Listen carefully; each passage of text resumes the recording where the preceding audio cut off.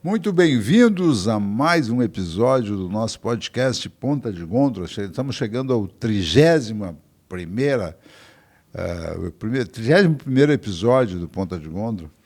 Muito satisfeitos. Recentemente nós temos tido um incremento muito grande nas audições dos nossos episódios, né? Sem nenhuma alavancagem, sem aquela estimulação. Quer dizer, um crescimento orgânico que cada vez aumenta mais e está nos deixando muito felizes, né? É importante que vocês nos apoiem no sentido de curtir e se inscrever no canal, que até hoje eu não sei bem para que funciona, mas se inscrevam no canal, que é bom ver aquele número crescendo.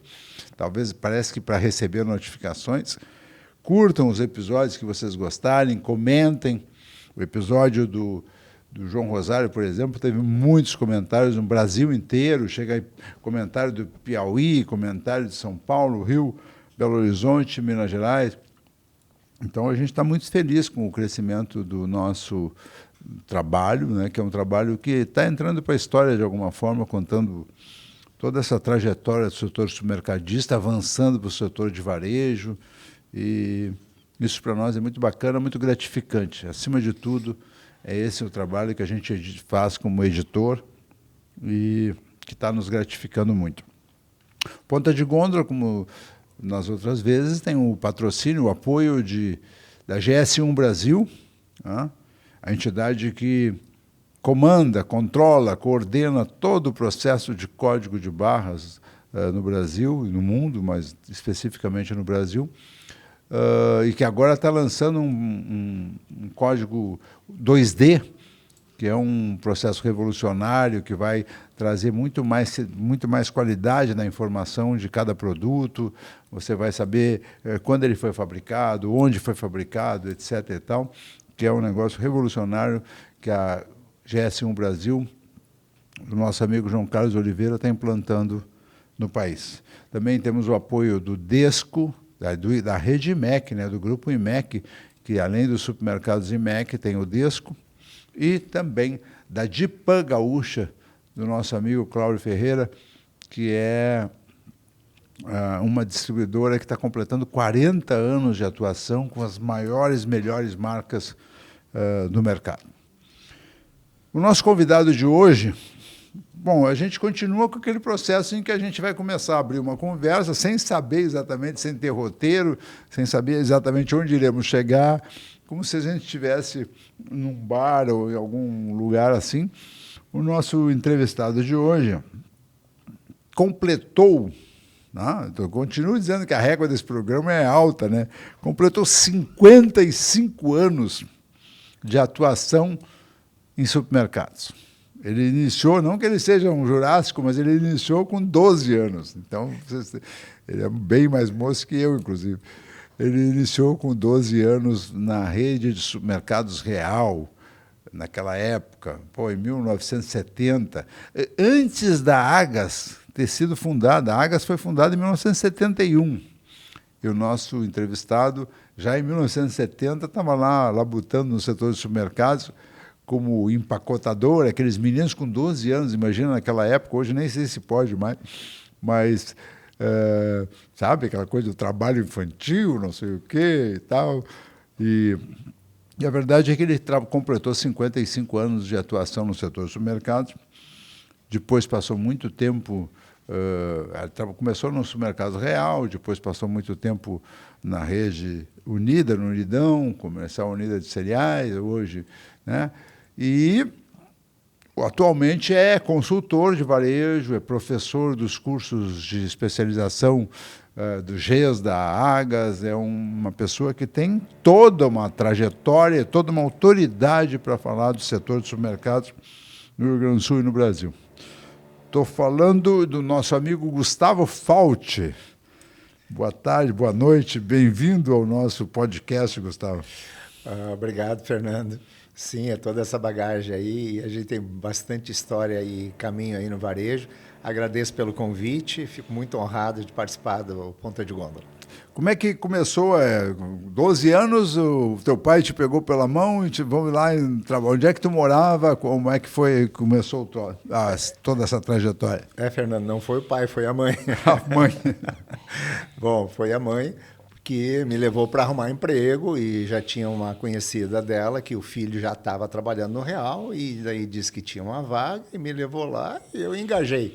12 anos. 12 anos. Qual é a cidade? Novo Hamburgo. Novo Hamburgo. E tinha uma característica bem interessante. Tanto podia trabalhar com 12 anos que existia carteira de trabalho de menor e existia o salário mínimo de menor, que na época era bom. É Muito mesmo? bom, sim. Hoje não pode mais, até Não, 15, não pode. 16? Até 14 e 16, 14 a 16 tem aquela restrição ainda. A partir de 16 está livre. Até, quer dizer, tu pode entrar como uma espécie de menor aprendiz com 14 anos, é isso? Exatamente, até 16. Depois de 16. E tu lembra dos primeiros momentos, assim, o que tu fazia, o que tinha que fazer? Como é que o Real era uma rede incipiente ainda, não tanto, né? Porque já tinha começado em 1953, mas tinha 17 anos. Mas quantas lojas imaginam que tinham Real naquela época? Olha, eu não tinha consciência de quantas lojas tinham, mas olha só que interessante. Eu trabalhava no Real em Novo Hamburgo, era o Real 10. Ele, por 2 ou 3 anos, ele foi a venda com o melhor metro quadrado da rede. O Real, na época, já era de layout. Eu fui uma vez no Freeway, lá na inauguração do Freeway no Rio de Janeiro, e o layout era todo gaúcho, né? Então, era a cópia daqui, só que era uma loja gigante, uma loja grande. Mas, olha que curiosidade, eu estava falando em off antes contigo, que eu aprendi a ser empacotador pela dona Nessi de Oliveira. Olha só. Tia do João Carlos, a esposa do Dom Charles Beard. Aliás, o pessoal não sabe, mas na operação a gente chamava ele de Mr. Dan. Mr. Dan. A dona Anessi de Oliveira era simplesmente filha do Joaquim de Oliveira, que foi um grande atacadista, né, em Pelotas, na zona sul do estado, um dos maiores do estado, e que em determinado momento o Mr. Dan, que era Dom Charles Beard, Dom virou Dan, naquela época, chegou dos Estados Unidos, casou com a dona Nessi de Oliveira, que ensinou ele a empacotar, e eles montaram a primeira loja de supermercados no Rio Grande do Sul e a segunda no Brasil, depois do Silvas em São Paulo, algumas semanas antes. E eles montaram o Supermercado Real, na Avenida Brasil, esquina com a Benjamin Constant, e contrariando a família que achava que o atacado era o grande negócio. A gente já vende volume, agora vocês vão vender picadinho, uma coisa ou outra. Mas o Dom Charles Beard, que foi o pioneiro, né? Foi o primeiro presidente da Agas também, exatamente. E ele trouxe dos Estados Unidos o conceito do autosserviço e criou o Supermercado Real. E a dona Nessi, olha, quer dizer, não é porque o Supermercado Real foi grande, a dona Nessi, esposa do fundador, estava lá ensinando o menino Gustavo a empacotar. Vem cá, Gustavo, é assim que empacota. E naquele tempo a gente não tinha sacola plástica, nem era sacola de papel, era sacos de papel. Nem tinha o saco de 25 quilos ainda quando eu entrei. Era 3, era 5, era 10 e era 15, só para dar uma ideia. E ela ensinou nós a empacotar fazendo parede dentro do saco, para não nada rasgar o saco quando o cliente pegava, etc. Como saco de 3 e 5 é? Quer dizer, tamanhos. Tamanhos, né?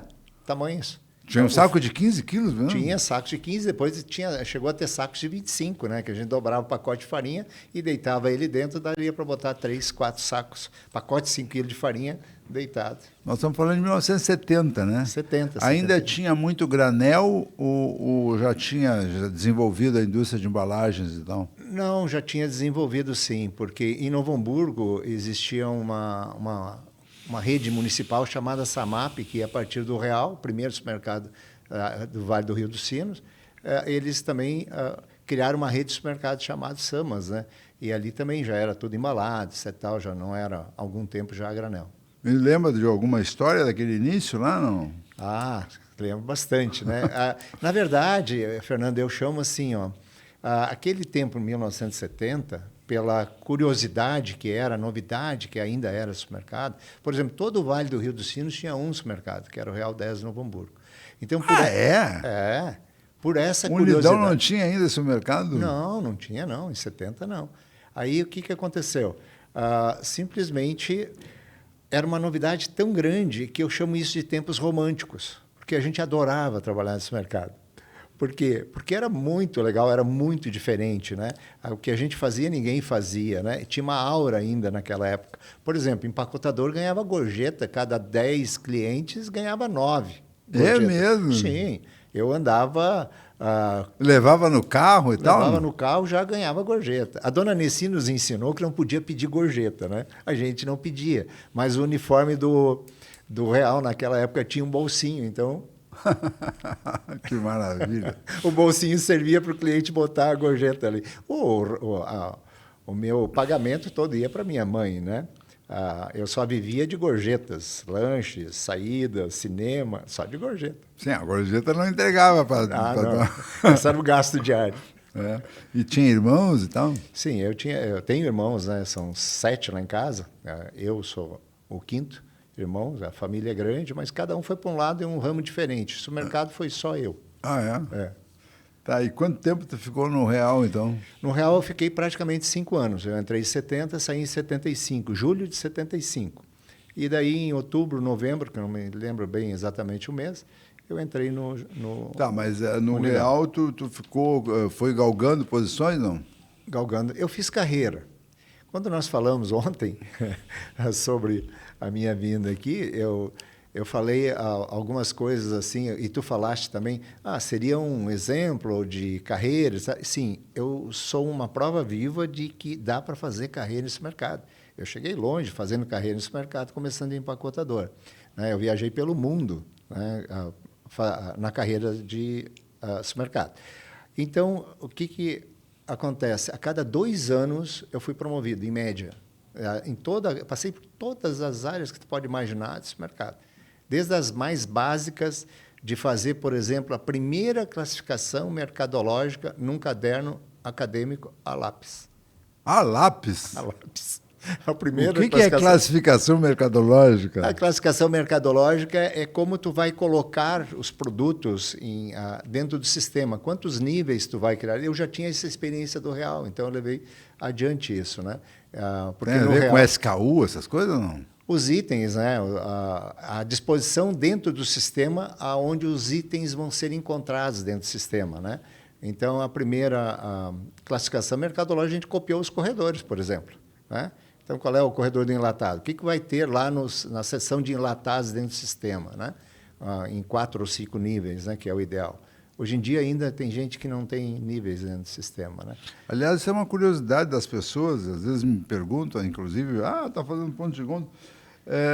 Como é que se determina a distribuição dos produtos na gôndola ou dentro de uma loja, os corredores? Isso vem de algum lugar pronto ou cada um faz do seu jeito? Na verdade, foi uma cópia. O pessoal foi copiando um do outro, né? Por exemplo, assim, o mais clássico que tem, que é o mais antigo, muito antigo, e não tem certo e errado, mas é muito antigo, que é a geração zero de layout, digamos assim, é aquela com o cereal, o arroz lá direito no corredor de entrada, né? Depois, a geração 1, digamos assim, de layout é o enlatado salgado do lado direito de entrada, acompanhado do enlatado doce, enlatado seco à esquerda ou no segundo corredor. Esses são os padrões iniciais, né? Depois, lógico, Pão de Açúcar tem 5 gerações de layout, enfim. Na verdade, hoje em dia está completamente mudado, né? Não tem nada muito a ver, tem a ver com o projeto. Quer dizer, eu queria saber, segue uma lógica ou eu posso... Por exemplo, a gente viajou também bastante, a gente chegava nos Estados Unidos e tinha uma grande loja lá que botava hortifruti na entrada da loja, toda bonita, porque ele queria atrair o consumidor, flores, verduras, etc. e tal, e botava lá, sei lá, o pão lá no fundo, como até hoje é e tal. Isso tem uma lógica? Ou tem por exemplo, por que determina que na esquerda, quando tu entra num Zafari, por exemplo, tem sempre, aqui está o ketchup, a mostarda, a ervilha, não sei o quê, a sardinha, e tal. Lá adiante está o material de bazar, lá no fundo tem limpeza. Tem alguma lógica, não? Tem um pouco de lógica. Na verdade, a gente chama de corredor quente e corredor frio.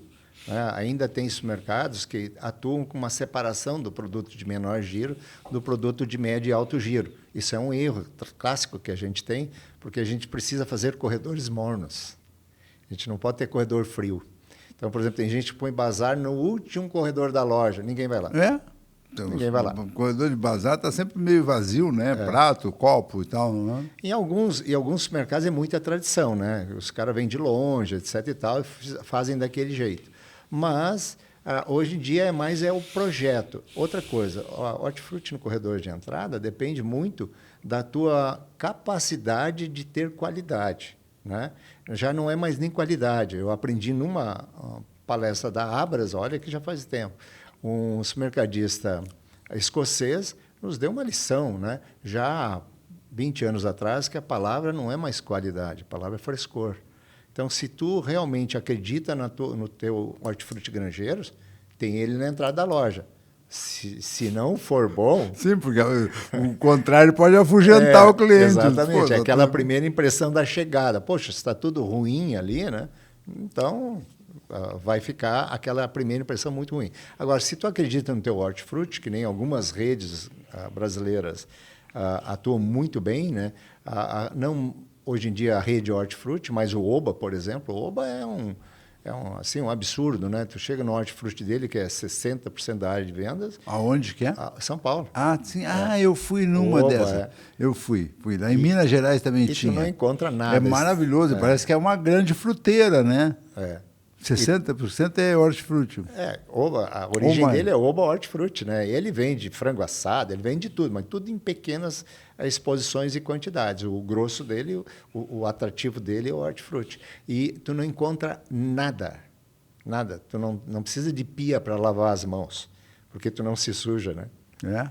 Maravilhoso. Tá, voltando na história, então, tu fica 5 anos no Real, chega a alguma posição melhor lá, quer dizer, isso é muito interessante, quer dizer, a gente hoje tem falado muito na dificuldade de mão de obra no setor supermercados e que as pessoas não fazem carreira, com um turnover de 60% ao ano, o cara que entra em janeiro, já em dezembro não está mais, e encontrar uma pessoa que passou de empacotador para chefe de caixa, não sei o quê, fiscal, e foi lá, e tarará, e chegou a diretor comercial.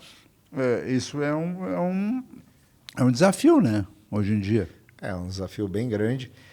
E não tem o que muitas às vezes a gente fala equivocadamente e meio que faz uma média das gerações, mas muito eu costumo dizer assim, o cara entrou no quartel de soldado e já quer, mês que vem, ser general, né? Sim. Não é assim. É muito trabalho. É muito esforço em cada uma das funções, né? Então, eu falei, a cada 2 anos, em média, eu fui promovido. Então, no Real, eu entrei de empacotador e cheguei ao equivalente a chefe de loja. O Real tinha 2 chefes de loja, um masculino e um feminino, né? O Real tinha 2 chefes de loja. É mesmo? Masculino e feminino? Masculino e feminino. O feminino cuidava do NA, que era a dona Nessi de Oliveira, que era a diretora compradora, a NA. Inclusive, tem uma história muito boa da dona Nessi. NA é não alimentos. Não alimentos. E os alimentos, a mercearia, a bebida, a limpeza, ficava para o masculino. Então, tinha 2... Engraçado o critério estabeleceu. Não, mulher cuida de louça, perfumaria, linha mole, esse tipo de coisa. Interessante. Era assim. A dona Nessi, ela tinha um costume a cada 2, 3 meses, como ela comprava bastante e era entregue na central e ela precisava desovar, ela pegava o carro dela, ela tinha um auxiliar direto que sempre trabalhava com ela, ela passava nas lojas vindo de Porto Alegre, né? Mas isso que eu ia perguntar, a dona Nessi morava em Porto Alegre, e ela ia a Novo Hamburgo acompanhar lá e tal? Sim, mas olha a revolução que ela causava. Quando chegava um caminhão de não alimentos, a gente sabia que ela ia chegar atrás. E ela chegava com mais 4 meninas, que uma era auxiliar direta dela e mais 3 ela pegava no caminho de outras lojas. Que maravilha! Ela chegava na loja e abria espaço na marra, né? Chegava e abria espaço na marra e botava todo aquele caminhão de mercadoria dentro da loja, né? Sem ir para o estoque. Então, ela acabava com o layout. Sem critério nenhum, né? Ela acabava com o layout, né?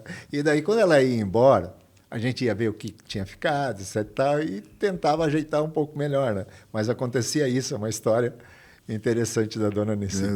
Tempos empíricos, né? Bem empíricos. Mas em 72, 73 eu tive uma sorte danada, Fernando.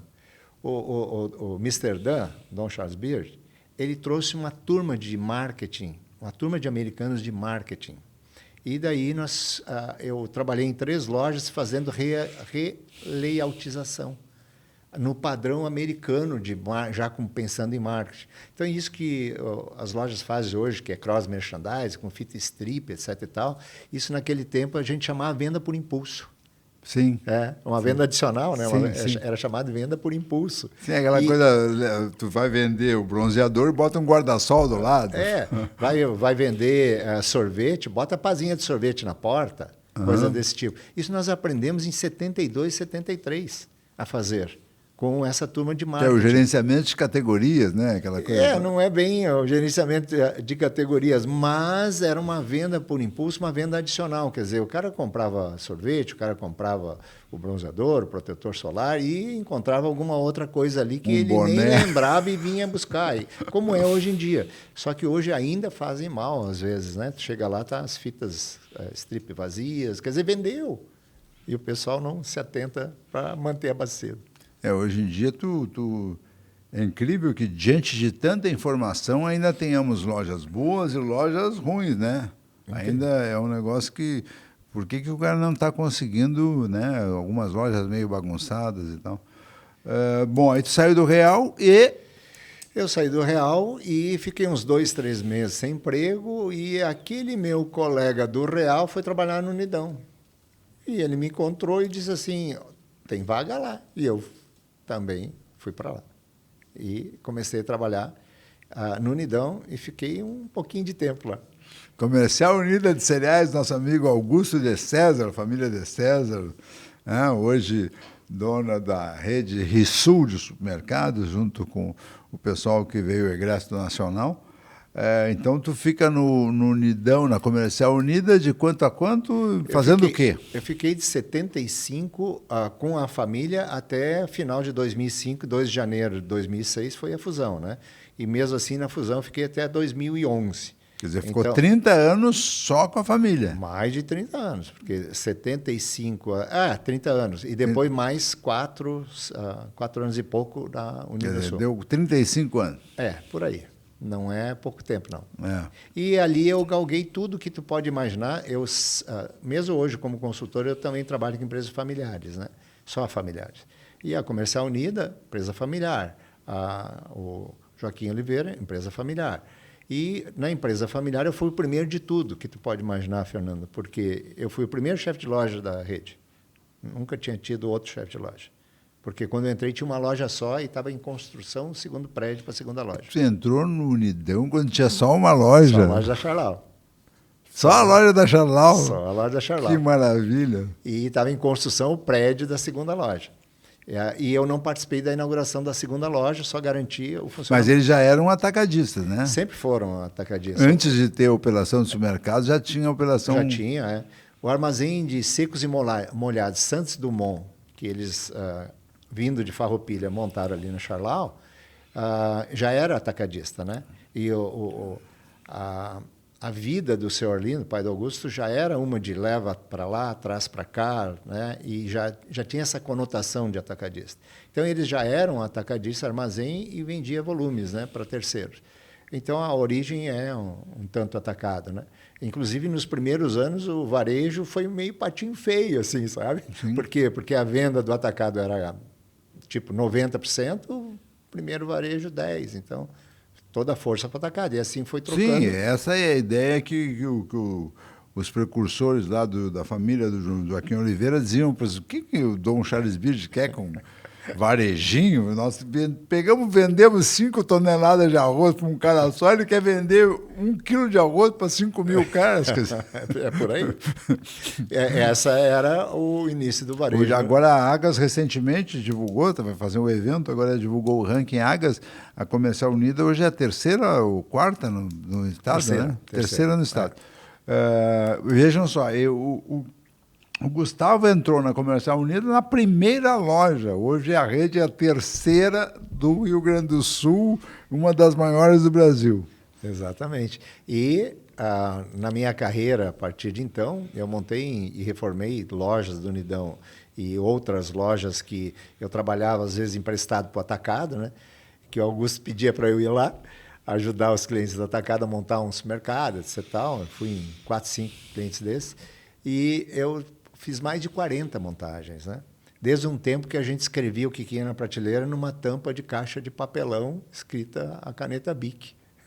Hoje tu tem um planograma, né? Tu levava 5 semanas para montar um supermercado, hoje tu leva 1 semana para montar um supermercado, né? Quer dizer, com prédio entregue?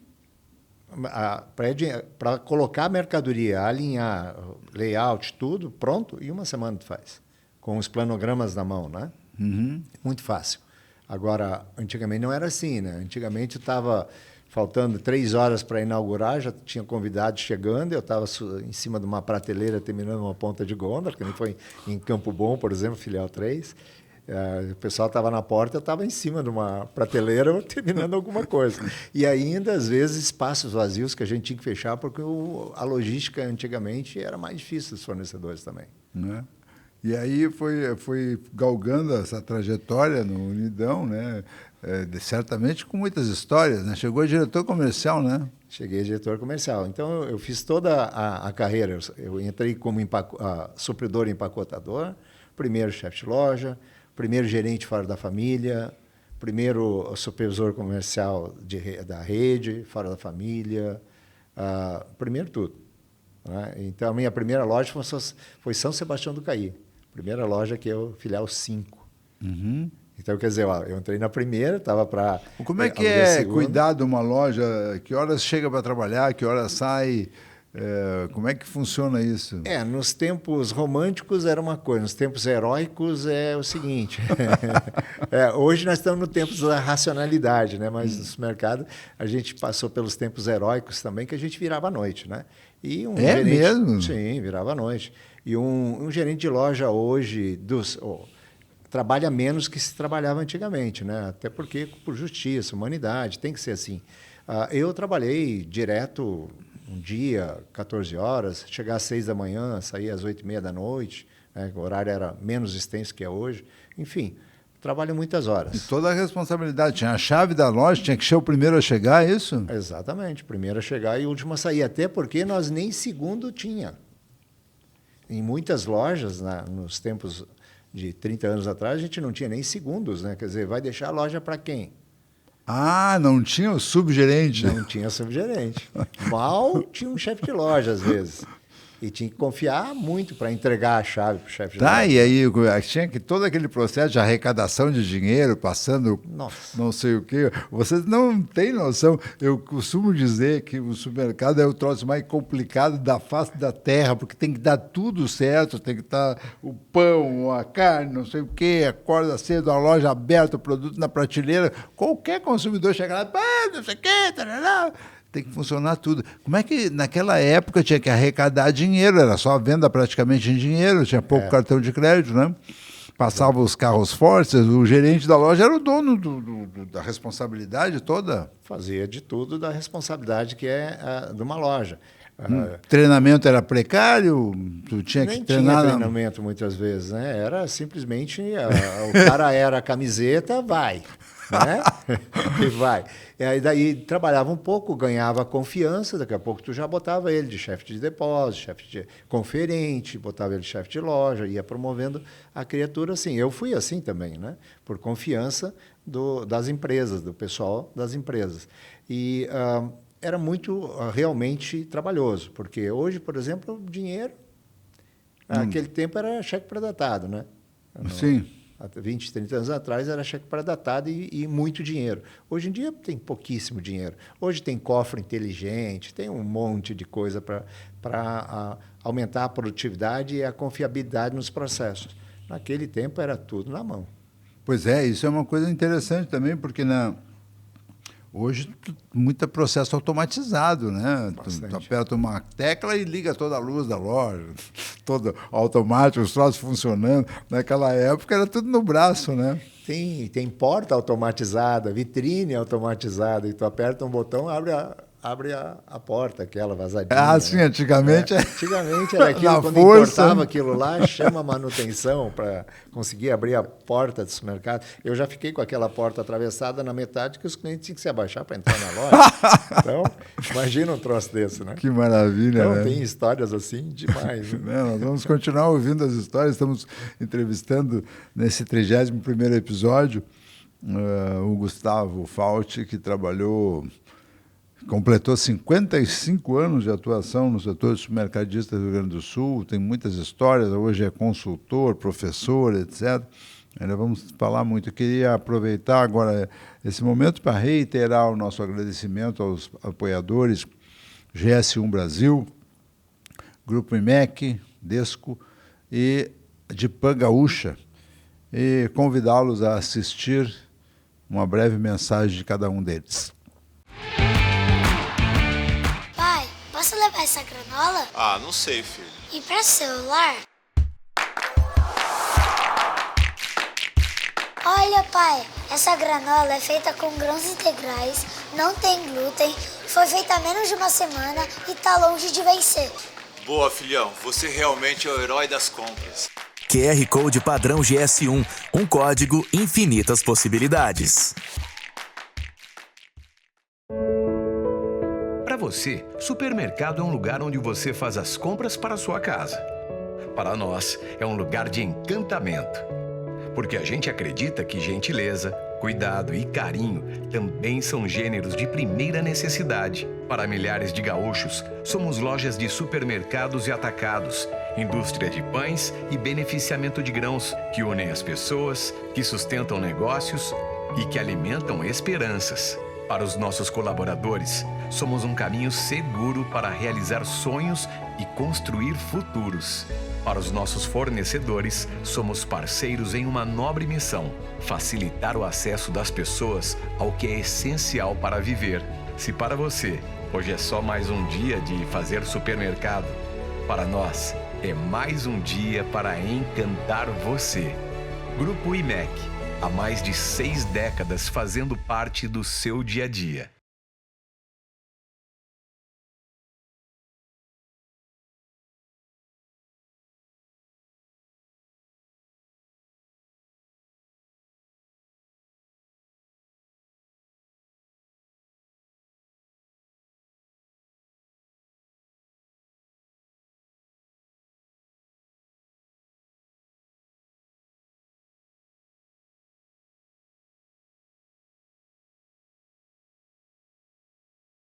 Bom, Gustavo, então história não falta nesse negócio. Tem alguma coisa muito engraçada que tenha acontecido? Tem muitas, né? Mas ó, uma é incrível. Nós estamos numa loja que foi aumentada, né? Ela foi aumentada vários prédios antigos emendados, né? E da metade da loja para frente aumentou 3, 4 check-out para a esquerda, quem olha o prédio de frente, né? E daí precisava colocar uma nova coluna para sustentar a tesoura daquela parte nova ali que foi feita aquela obra, mas tudo prédios antigos, né? E daí chegou um dos donos e disse assim, isso eu presenciei, tá? No dia de manhã, chegou um e disse pro carpinteiro, olha, tu coloca na frente desse check-out aqui, isso aqui. Eu aprendi uma coisa muito interessante ali, o que é ser bom sócio. E o outro de tarde, no final da tarde, chegou e disse, mas o que tu está fazendo? Por que tu está botando ali? Bota aqui. Daqui a pouco chega o outro, o que falou de manhã. E os dois chegaram numa decisão salomônica. Botaram no meio? Botaram no meio na passagem do check-out. O cliente tinha que entrar de lado. Isso é verdade. Eu presenciei isso. Que coisa, né? Então tem umas histórias assim incríveis nos tempos heróicos, digamos assim, do supermercado gaúcho. O consumidor, ele piorou, melhorou, é o mesmo? O cliente, na época, era um pouco mais paciente, hoje é um pouco mais exigente? Ou melhorou, o consumidor entende melhor hoje o processo? Como é que era aquele cliente de antigamente em relação ao cliente de hoje? Antigamente a gente botava o produto para vender e quem quisesse levava. Era mais ou menos assim, né? Não tinha data de validade, não tinha nada, né? É mesmo? Sim, não tinha nada disso. Aí, hoje em dia, não. Hoje em dia, o cliente é exigente, consciente, né? Preocupado com outras coisas. Não é só o produto, a embalagem, o atendimento, o preço. São até outras coisas, né? Que nem poluição ambiental, enfim. Né? Estamos numa era do ESG, né? Então, nossa, as exigências ainda vão subir mais. E simplesmente também por causa da internet. Quer dizer, hoje a informação, se tu me disser uma coisa, eu digito aqui, eu já fico sabendo. Se eu não sabia, eu sei em segundos. Então, o pessoal hoje, o cliente hoje, ele é efetivamente conhecedor das coisas, né? Ele sabe seus direitos, com sobra, enfim, ele sabe o que está certo, o que está errado na operação. Então, isso aumentou muito a exigência de não só produtividade das lojas, mas principalmente essa questão de datas de validade. Hoje em dia não é admitido, né? Tu ter um produto. Eu sei que é difícil, mas tu tem que ter processo dentro da loja que garanta ao cliente segurança alimentar, por exemplo. Sim. Não tem como fugir disso. Obviamente que a gente evoluiu muito, vai evoluir mais ainda. Está chegando num ponto de equilíbrio entre aquele xiita excessivamente politicamente correto, que reclama de tudo, até o cara que não dá bola. Nós estamos chegando num equilíbrio enquanto sociedade, enquanto humanidade. Nós vivemos um tempo em que criolina era vendida do lado de erva mate, uma do lado da outra. Não. O cara pegava a criolina e botava num galão e respingava na erva mate e vamos que vamos. Me lembrou de uma outra história, Fernando. Olha só. Hoje em dia tem até... Ninguém sabe o que é criolina, nova geração, mas era um negócio para limpar o chão. Uma coisa Os assim. do interior chamam de creolim, mas é creolina a marca. O que tu me lembrou uma coisa muito interessante. Hoje em dia tem biscoitos com duas embalagens, né? Sim. Tem a embalagem externa e a embalagem individualizada interna. Sim. Pois naquele tempo não tinha, o biscoito era colocado numa embalagem só e acabou. Como tinha muita remarcação de preço, e tu sabe perfeitamente que nós tivemos altas inflações ano passado. Sim, isso é vários outro planos, episódio que a gente tem que... Né? E nós tínhamos que tirar as etiquetas, porque tudo era marcado, não tinha etiqueta em gôndola, código de barra, não tinha nada disso. E daí que tu estragava as embalagens. E daí alguém descobriu que benzina tirava. Isso é outra coisa. Todos os produtos, até bem pouco tempo atrás, até uns 20 anos, 10 anos atrás, eram etiquetados individualmente. Aí eles assim, e tinha que trocar preço todos os dias, porque a inflação de 80% ao mês, tinha que trocar o preço, era obrigado a etiquetar e era obrigado a trocar todo dia. Não podia ficar um produto do preço anterior, do dia anterior, e um outro novo, porque aí dá uma confusão. Olha aqui, produto, eu quero ver... Olhem a loucura que foi esse desenvolvimento do setor de supermercados no Brasil, né? E agora ele está contando uma história em que os produtos eram etiquetados e descobriram que benzina, né, que é um produto altamente tóxico, derivado de petróleo para tipo detergente, sei lá, é um negócio lá, tirar tinta, tipo ela arrancava a etiqueta. Então tu pegava um celofane de bolacha e tocava de benzina. Uma estopinha, botava benzina, amolecia a cola, tu tirava facilmente a etiqueta. E aquilo ali impregnava no produto. É óbvio. Olha só, 30 anos atrás tu fazia um troço desse, ou 20 anos atrás. E também a questão da inflação, nós chegamos num ponto que a gente chamava do remarcador maluco, né? Porque tinha uma outra rede de supermercado que usava um outro slogan, a gente usava, nós somos aqui o remarcador maluco, porque a inflação chegou a quase 90% no mês, né? Então, um troço absurdo. 80 e poucos % ao mês no tempo lá do Sarney. Lá. Sabe o que é a área comercial? Eu já estava num nível intermediário, já tinha essa visão e esse conhecimento. Sabe o que a área comercial fazia com as novas tabelas dos fornecedores? Rasgava e botava no lixo. Sabe por quê? Nós não dávamos conta de remarcar toda semana. Era uma tabela nova das grandes empresas, uma tabela nova toda semana. Poxa, 200, 300, 400 itens na rede, com aquele volume de mercadoria exposta, marcado uma a uma, não tinha como remarcar. Tu nem tinha terminado de remarcar todos os itens, já chegava uma tabela nova. Então, rasgava, botava no lixo e esperava a próxima tabela. Nós chegamos a fazer esse tipo de loucura. Não, e na verdade era obrigatório ter etiqueta de preço. Dava uma confusão quando não tinha o preço na gôndola, o preço era aplicado no produto, e o preço subia todo dia. Era uma loucura. Quer dizer, é 3% ao dia. Sim, e além disso tinha overnight, não, aplicação financeira, tinha cheque pré-datado, tu dava um cheque para 5 dias, tu ganhava o produto quase de graça. Exatamente, por causa do que dormia o dinheiro no banco lá, num rendimento que de um dia para o outro, né? Por isso que é overnight, e dava um rendimento fantástico. Mas, na verdade, era uma retroalimentação da inflação. Né? E hoje, como é que tu está vendo o mercado? Tu tem dado aulas, né? A gente tem visto, não só a questão do ponto de vista de consumidor, mas a gente tem visto a questão dos formatos, né? Muitos formatos alternativos, essa explosão, entre aspas, de atacarejos cada vez mais, em cada esquina tem um atacarejo, substituiu os hipermercados. O próprio supermercado, a gente começa a questionar a necessidade do supermercado vender prato, copo, porque tem essas lojas chinesas de R$ 1,99 em cada esquina, vendendo mais barato. Como é que tu está vendo esse processo? O que tu conta para os teus alunos de o que vai acontecer daqui para frente? Olha, a situação só vai piorar no sentido concorrencial. Eu estou fazendo transição de carreira, me preparando para ser conselheiro consultivo certificado. E eu estou em fase de aulas, né? Eu nunca parei de estudar, né? Eu sempre fui um pouquinho na frente, né? Então, por exemplo, saiu agora... Quer dizer, para o cara ser conselheiro de uma empresa hoje tem que tirar um curso, é isso? Sim, um curso extenso. Não é só, chama o Fernando aí que entende de comunicação, vai ser conselheiro da IBS? Não. Não é mais assim. É? Não, é um curso de conhecimentos profundos, tanto os de seres humanos, isso é outra coisa pessoas. Que a gente viu, Ponta de Gondra é cultura. É verdade. Não, a coisa é bem profunda. Eu vou me formar agora no dia 28, em São Paulo. Dentro da questão corporativa, de compliance, não sei o que, o cara vai virar um consultor de empresas certificado, profissional do caso.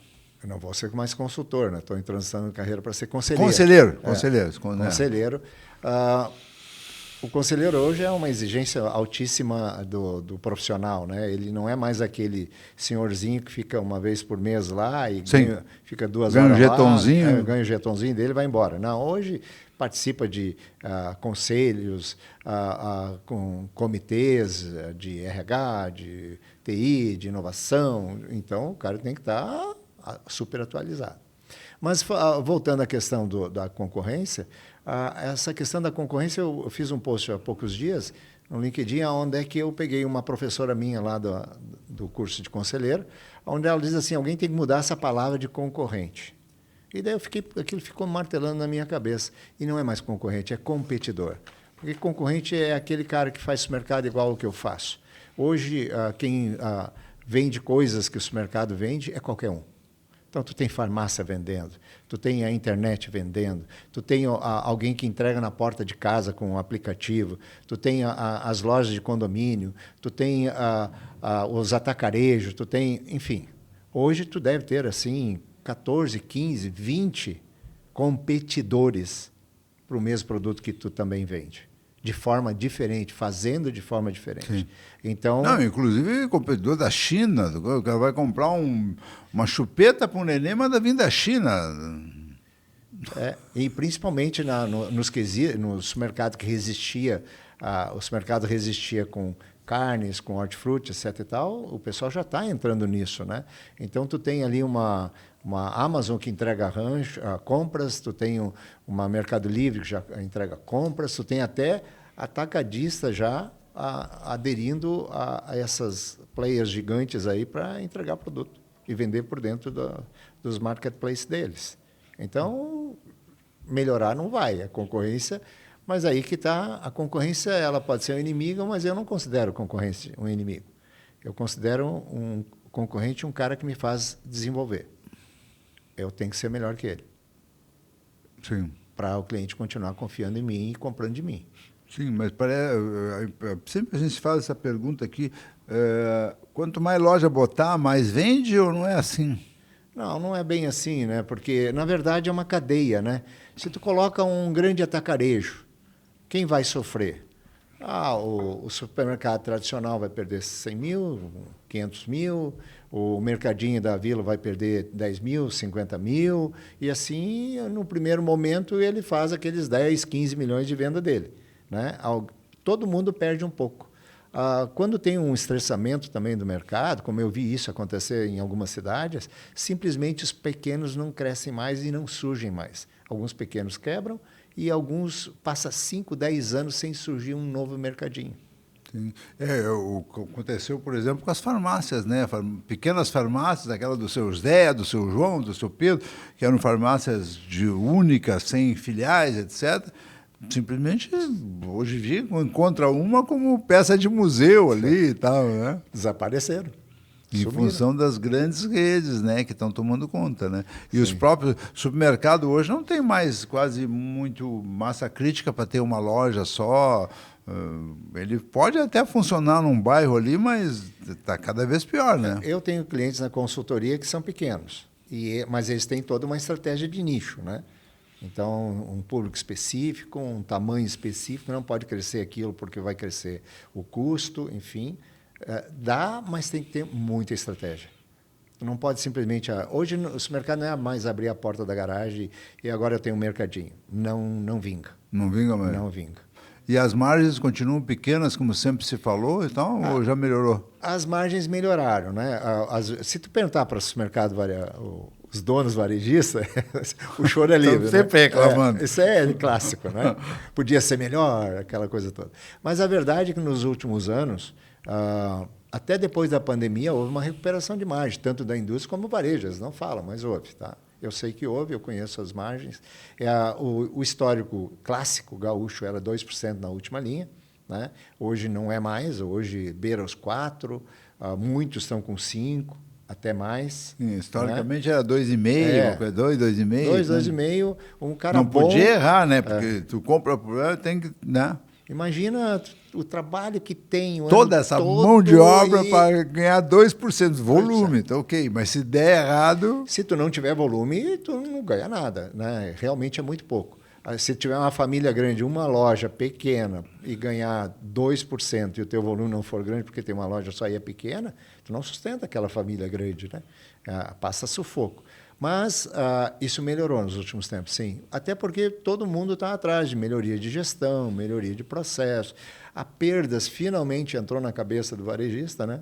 Isso é outra questão que parece que tu tem trabalhado muito como especialista, questão de rupturas, questão de perdas. Antigamente era um terror, né? Terror. Antigamente tu nem se dava conta. Eu me lembro até hoje que os supermercados fechavam no último dia do ano para fazer o balanço. Aí contava quantos Campari tem aí? Tem 65 Campares. Quantos nós compramos? 100 Campares. Então tem que ter 35 vendidos. Tem só 18. E aí, onde é que foi parar os outros 17? Ruptura, roubo, perda. Como é que estão trabalhando isso hoje? Hoje, como eu falei, sim, finalmente entrou na cabeça até do pequeno varejista criar processos para a prevenção de perdas, né? Hoje em dia, com a assunção do novo presidente da Abras, né, reeleito há pouco tempo, João Carlos, o que acontece? Ele mudou a nomenclatura, né? Não é mais prevenção de perdas, né? O Galassi? O Galassi, né? João Carlos Galassi. João Carlos Galassi, presidente da Abras. Nosso amigo. Reeleito, né? E eu viajei com ele para os Estados Unidos, ficamos uma semana junto também, nos Estados Unidos. Depois fizemos uma reunião lá na APAS, que ele era presidente da APAS na época, né? Sim. Ele veio de Campinas, foi presidente da Associação Paulista de Supermercados e hoje é o presidente reeleito da Associação Brasileira de Supermercados, João Carlos Galassi. Então, até em função dos processos hoje que a Abras faz, das convenções que eles fazem, né, de gestão, etc. e tal, ele mudou um pouco o foco da perda para o foco da questão de assertividade dos processos, né? Então, por exemplo, 2% de perdas é 98% de assertividade dos processos, né? Mesmo assim, continua 2% de perdas, né? Mas o pessoal se deu conta, né, que quando tu não tem um processo ali de perdas, tu tem 5, 7, 8% de perdas até, né? Hortifruti tu encontra 11, 12, 13, 14% de perdas em hortifruti. Perda tipo, o produto passou a validade, ou sei lá o quê, vai fora, o roubo, o furto. Furto. Coisas assim, qualquer tipo de perdas, né? Uma quebra é perda, é um E tipo tem de hoje perda. um controle objetivo de saber isso? Eu comprei tanto e tenho tanto de perda e tal, vendi tanto e A tal? base é tu fazer o inventário. Tu acabou de falar dos balanços anuais, né? Sim. A gente até a nomenclatura a gente usava errado. Balanço pertence à contabilidade. Nós devemos usar a palavra inventário. Sim. Né? Então, o sistema anual, ele, por causa dos sistemas ERPs, né, ele mais estragava o estoque do sistema, criando o chamado estoque virtual, ele mais estragava do que ele ajudava o balanço geral, que a gente chamava antigamente, né, o inventário geral. Então, se criou um sistema de inventário rotativo diário. É um calendário, né, que tu vai fazer todo dia um pouquinho, vai atualizando o teu estoque. Mas isso é o primeiro momento. Isso não é o grande ganho da prevenção de perdas, né? O grande ganho é o redesenho de processo. Pessoal, o varejista ele banca essa operação de prevenção de perdas com a agente de prevenção de perdas, com gestores, etc. e tal, por causa do ganho imediato da mercadoria.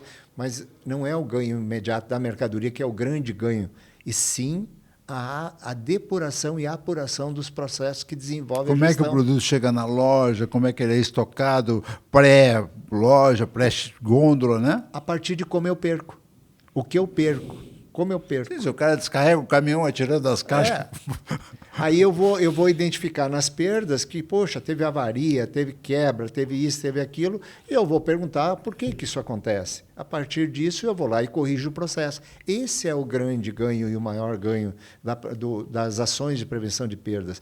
Não é a mercadoria imediata, mas a mercadoria imediata é o que dá o dinheiro para pagar a operação nova, né? O processo novo de prevenção de perdas. Mas o grande ganho da empresa é o redesenho de processo e a apuração e depuração dos processos. Tá, e voltando para a questão dos formatos, o hipermercado terminou isso? Está terminando? O atacarejo está saturado? O supermercado convencional vai crescer? Como é que funciona isso, na tua visão? Na verdade, vai ter uma miríade de formatos que vão conviver junto. Essa é a minha visão. Então, tu vai ter ainda o mercado... A loja física está preservada. Ah, sim, com certeza. Aquele negócio que anunciaram há 5, 10 anos atrás lá no NRF, que a loja física ia acabar, para o mercado não teve essa validade, não. Lógico, antigamente o comércio eletrônico era 2%, né? A venda por internet desse mercado hoje pode chegar a 10, 12, 8%, mas vai chegar a um ponto que vai estagnar e vai continuar a loja física. A loja física tem umas coisas que o virtual não entrega, né? Se bem que é importante, tem que ter um digital, como o pessoal fala, né? Físico mais digital, porque é outro canal de venda. Então, eu faço girar mais a minha mercadoria com outro canal de venda, por exemplo. Mas a loja física vai continuar, ela tem alguns atrativos que, por exemplo, contato, né?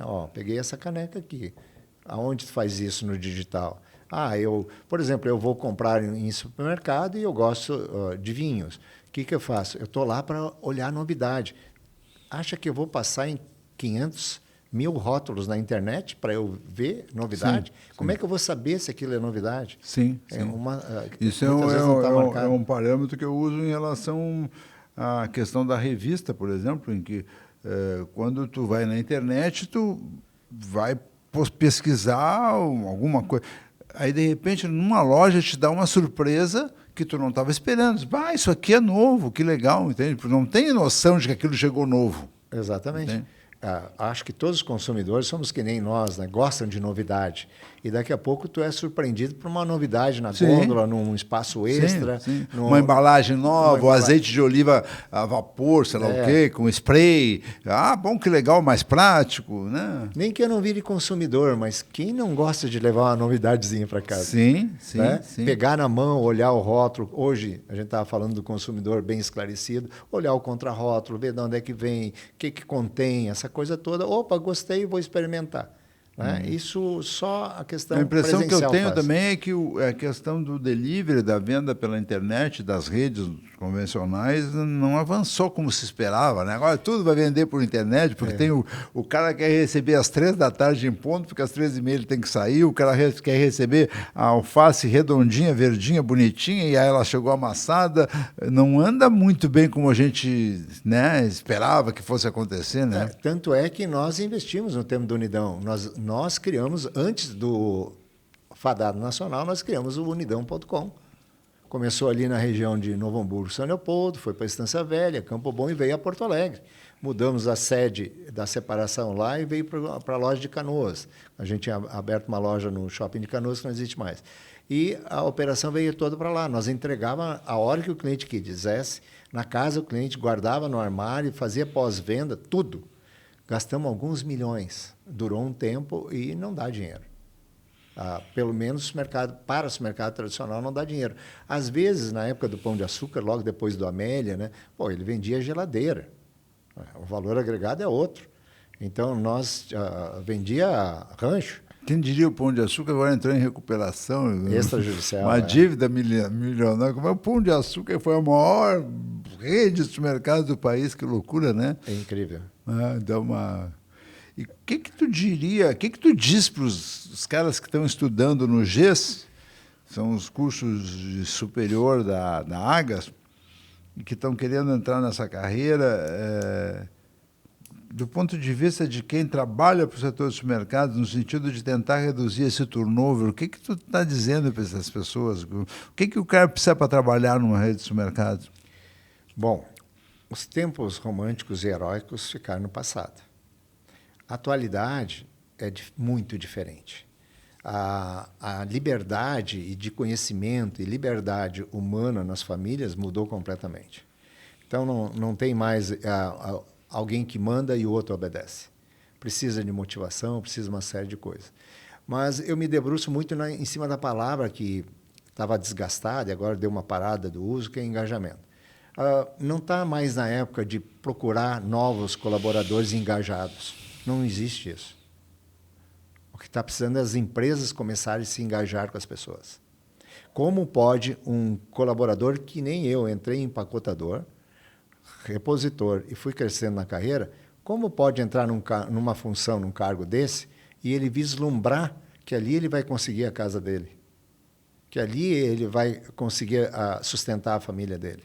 Está na hora de a gente pensar assim para dar carreira para essas pessoas. Senão elas não vão ficar. Porque esse negócio de camiseta, eu não concordo, nunca concordei com o negócio de camiseta. Por quê? Porque o concorrente acena com uma nota de R$100 e o cara vai.